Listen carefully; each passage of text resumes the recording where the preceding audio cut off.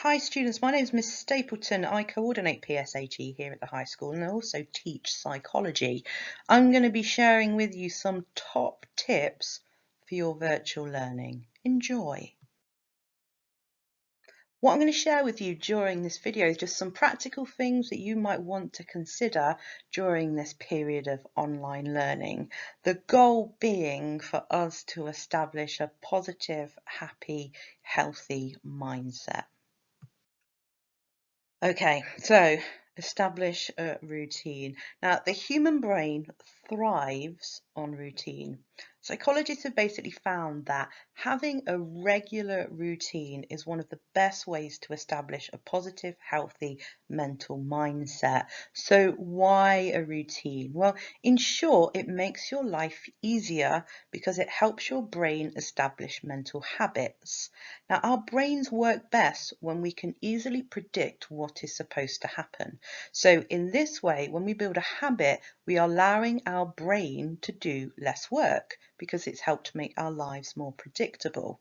Without a routine, our brain needs to work extra hard because life becomes less predictable, which really means that our brains need to be on more, which makes life a little bit harder for us because, of course, our brains require more energy in order to think. So setting up a routine is a great starting place for easing that mental burden on ourselves.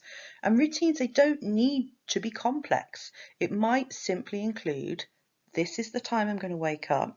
This is the time I'm going to eat breakfast. This is when I'm going to have lunch. And this is the thing that I'm going to do at the end of the day. Right, let's just talk about screen time. Screen time is particularly problematic at the moment, and I guess in our everyday lives, we aren't spending our lessons in front of a screen, so the online learning has really increased the amount of screen time that we're having. And because of that, it's really important that where possible, you give your brain a bit of a break. It might surprise you to know that the human brain did not evolve to deal with a computer screen. Now, our online lessons are scheduled for 45 minutes, so your brain can have a break in between lessons.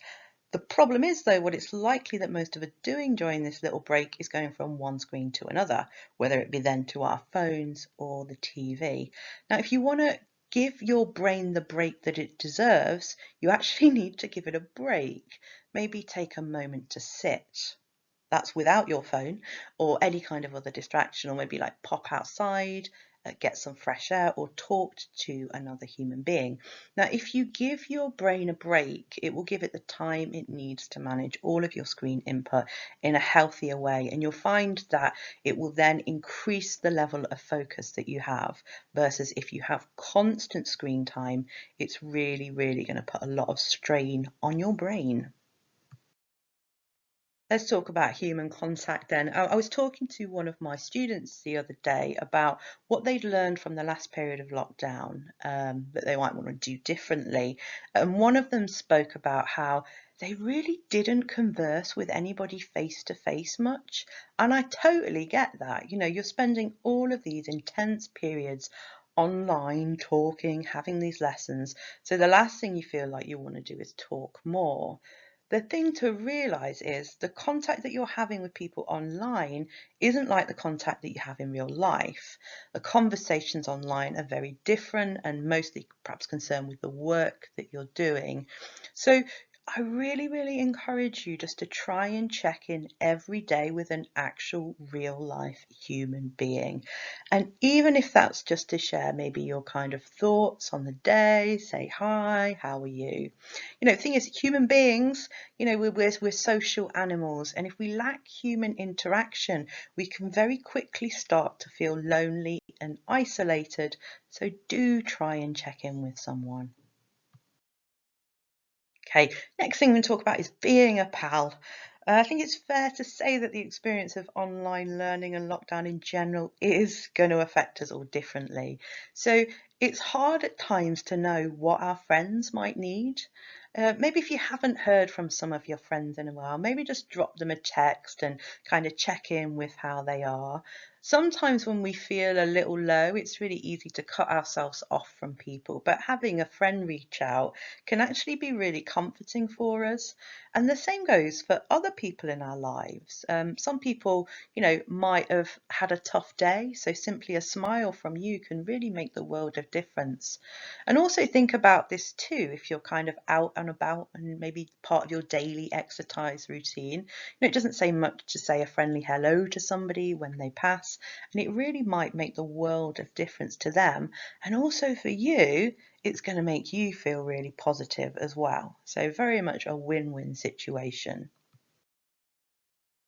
I'm going to talk a little bit here about reflecting on your day. I'm going to share an experience with you when I was a more youthful individual. I worked at a summer camp in America, and one of the things that we used to do with our campers, it was really beautiful. Every evening, it was something called a rose and a thorn, and we'd all sit round in a circle, and we'd kind of go around, and each person would share something that they enjoyed about their day. It was something that made them feel good, and this was the rose part. Then everybody would share that something that hadn't made them feel good during the day, and that was the thorn part. What's really interesting about the process of doing this is it actually has real psychological benefits. So when you place your attention on the rose from that day, the good thing that happened, it replays it in your mind, and that's going to fill your brain with some nice happy chemicals, the same happy chemicals as when that actually was happening. Now, with the thorn part of it, when you replay the negative events, this can also be really useful, especially if you're able to reframe them in some way. So, for example, my thorn for the day might be that I had a bit of a disagreement with a friend. And as part of me telling about that thorn of the day, I can reflect on it and maybe say that, I can see that the kind of disagreement happened because we were both really tired at the time. Now, if you want to reflect on your day, you can share your rose and thorn maybe with somebody at home or a friend. But equally, if you wanted to keep that private, another thing that you could do is simply reflect on that in your mind. If you don't want to reflect it in your mind as well, another thing that you might want to do is just maybe write these thoughts down.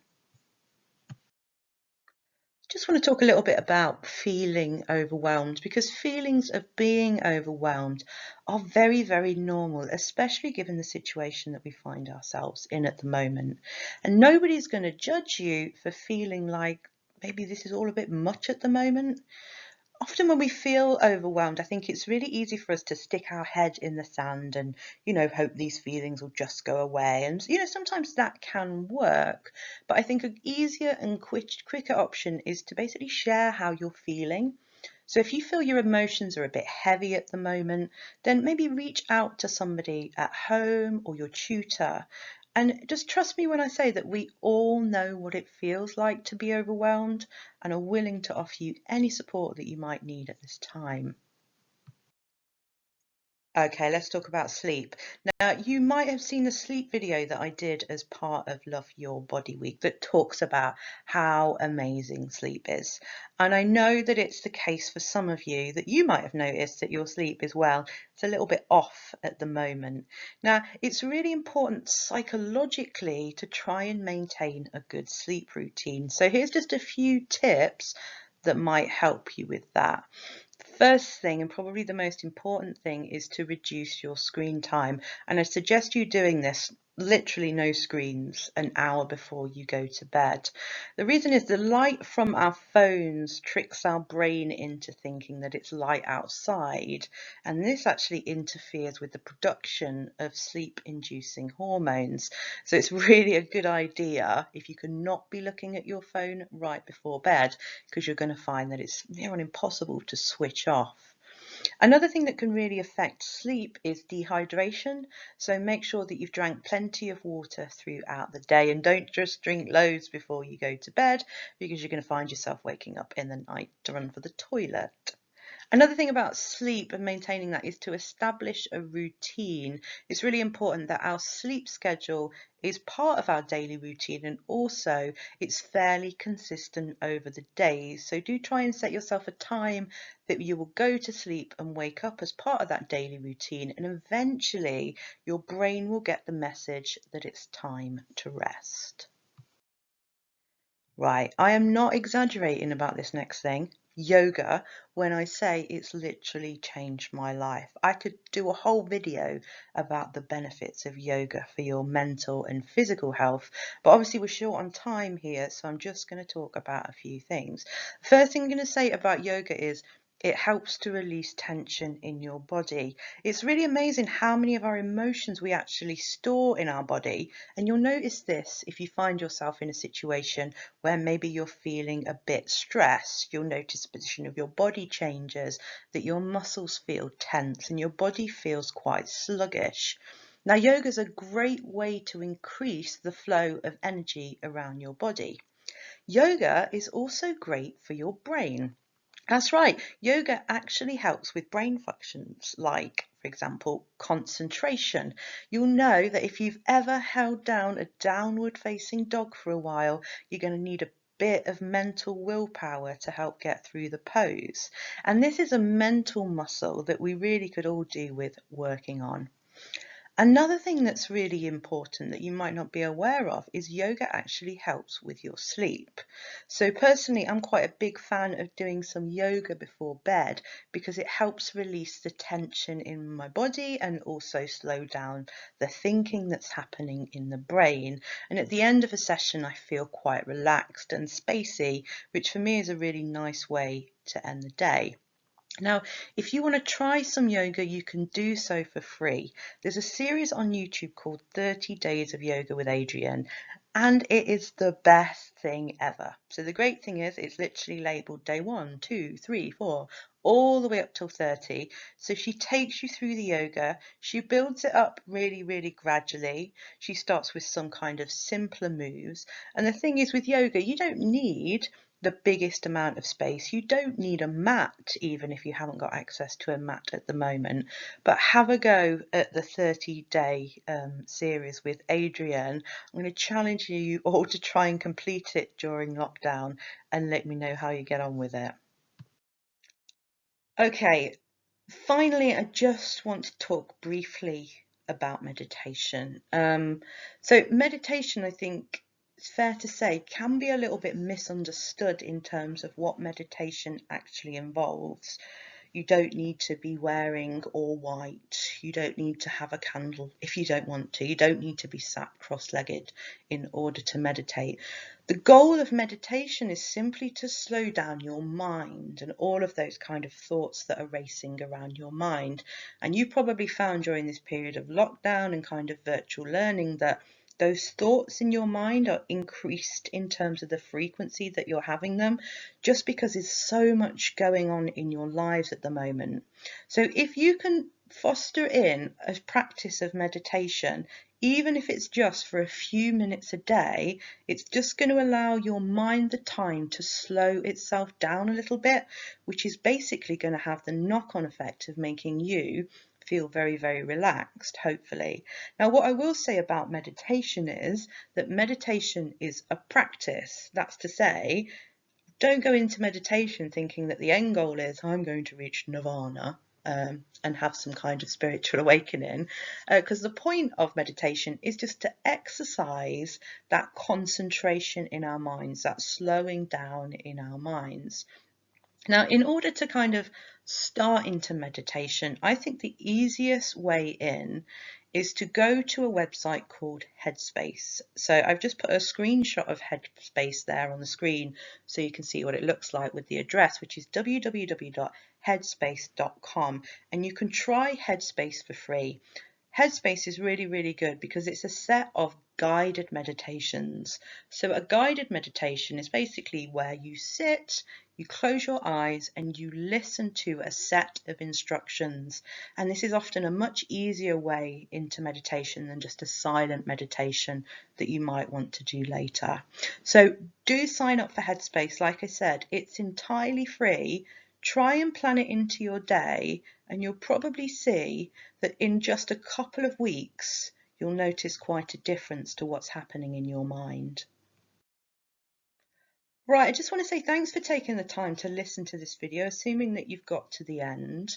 Now, for the rest of this session, this is period 3 on a Monday, your kind of GEP or PSHE session. I'm just going to set you the challenge of either trying day 1 of 30 days of yoga with Adrian or trying the first session on Headspace. Literally just one of two things. And remember, both of those things are there to improve your mental health. So they should be really beneficial. So don't just think, oh, I'm going to go away from the computer now, I'm going to text in on my phone and forget everything that Miss Stapleton's just said. Think about practically what you can do. Even if you don't want to do the yoga or the meditation, maybe just take a little bit of time and sit down and think, okay, I'm just going to think about what my daily routine is going to be. So what I'm saying is just use the rest of this time to do something practical for you that's going to make a difference. Okay, so I hope that you stay healthy, I hope you stay happy, and I hope to see you all soon. Thank you.